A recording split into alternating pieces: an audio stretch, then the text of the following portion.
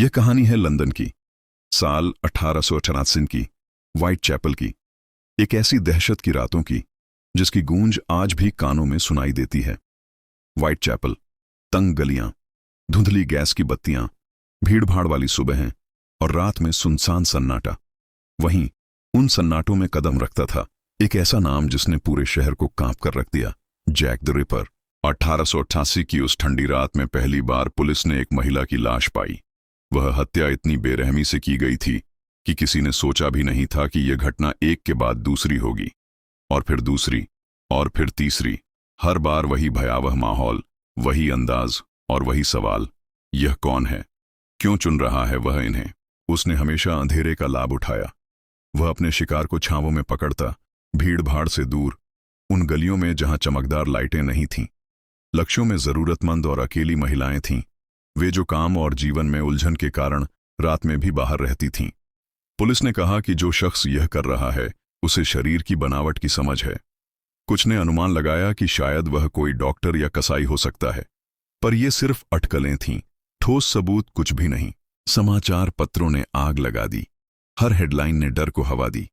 एक और हत्या, शहर में आतंक। लोग घरों में दरवाजे की कुंडी कसकर लगाने लगे और महिलाएं रात में बाहर निकलने से डरने लगीं। क्या कोई रात के अंधेरों में सुरक्षित रह सकता था? हर किसी के मन में यह सवाल गूंज रहा था। पुलिस ने जी जान लगा दी।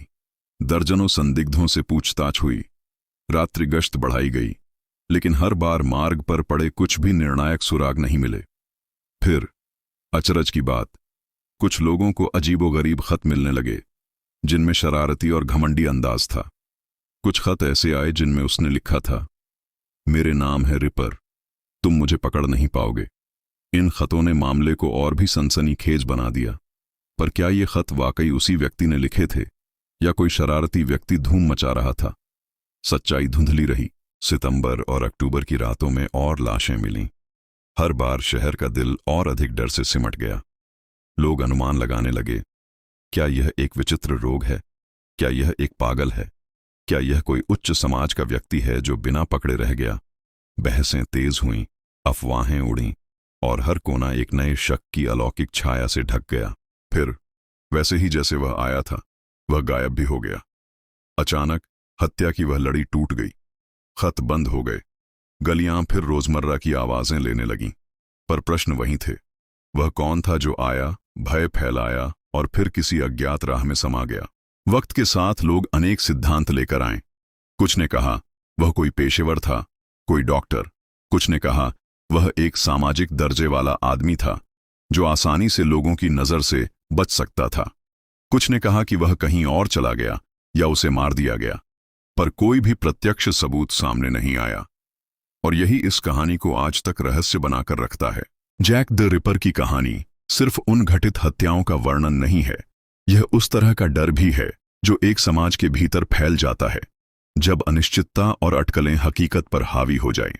यह कहानी बताती है कि कभी कभी अपराधी पकड़ में न आई तो वर्षों तक सवालों की आग जलती रहती है, और हर नई पीढ़ी उस आग की छांव में फिर से सोचती है, क्या वह कभी पकड़ा जा सका होता?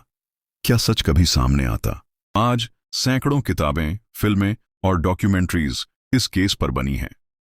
शोध होते रहे पर अंतिम जवाब नहीं मिला। कुछ इतिहासकारों ने नए सबूत और तकनीक के आधार पर नाम सुझाए, पर हर दावे के साथ नए विवाद भी जन्म लेते हैं। और हर नए दावे के साथ एक बात स्पष्ट होती है, यह रहस्य जितना पुराना होता गया उतना ही चिह्नित हुआ और दुनिया की सबसे मशहूर अनसुलझी क्राइम कहानियों में से एक बन गया। जब आप इस कहानी को सुनाते या सुनते हैं तो ध्यान रहे, यहां दिल दहला देने वाली हकीकत ही हमारी मार्गदर्शक है।